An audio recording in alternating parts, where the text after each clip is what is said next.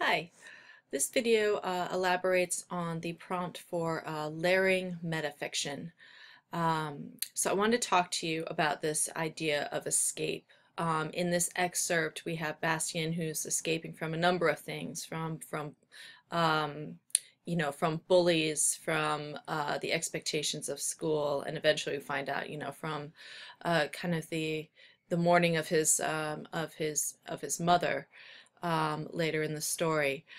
Um, and so he uses this book is layered in such a way that we get both a sense of his story and his conflict, and then of course we have this complementary story um, of the Fantastica. Um, so how you might approach this as a prompt and a practice of kind of layering two stories together is I'd like you to consider first a character that is trying to escape and what they're trying to escape from.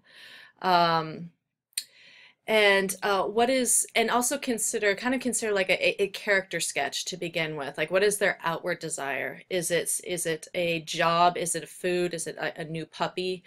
Is it what is then their inward desire? Inward desire meaning like the desire for a higher sense of self-worth, our security, unconditional love, and kind of play with those to get a better idea of a kind of character that you might want to work with. And once you kind of establish that idea and what they might be running away from or trying to escape from, consider what story might offer a sort of parallel or complementary conflict. And for our purposes here, you don't have to make up a whole new story. If there's a favorite story you have in mind that you think matches this character or maybe connected with you as throughout your life, feel free to use that. Um, Although I'd like you to actually make a note that you did use like an already established story, because the point of this is going to be just kind of the experimentation of layering and pacing, kind of two different storylines.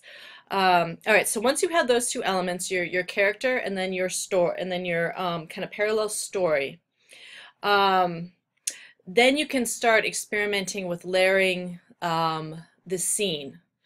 And so there's a couple examples I wanted to use. Like if you're going to use something from yourself, one thing that came to mind when I was working with this was how important the book The Hobbit was for me when I read it, because I was a very slow reader, or at least perceived myself to be a slow reader, and in school slow means bad.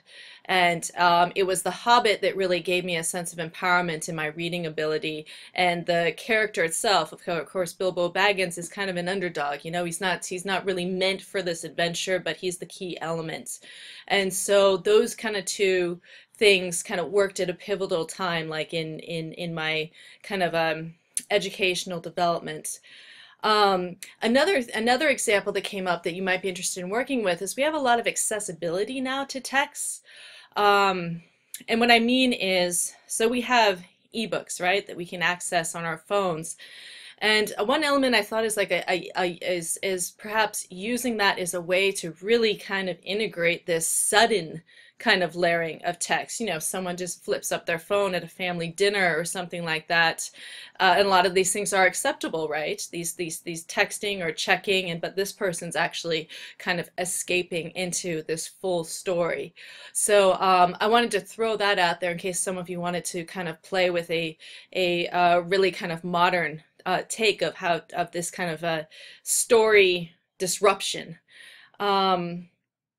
Okay, so I think that actually concludes my suggestions for this piece. As always, please feel free to send your questions about this one. I feel like this one is pretty open in regards to how it can be approached, so there might be a lot of questions about it.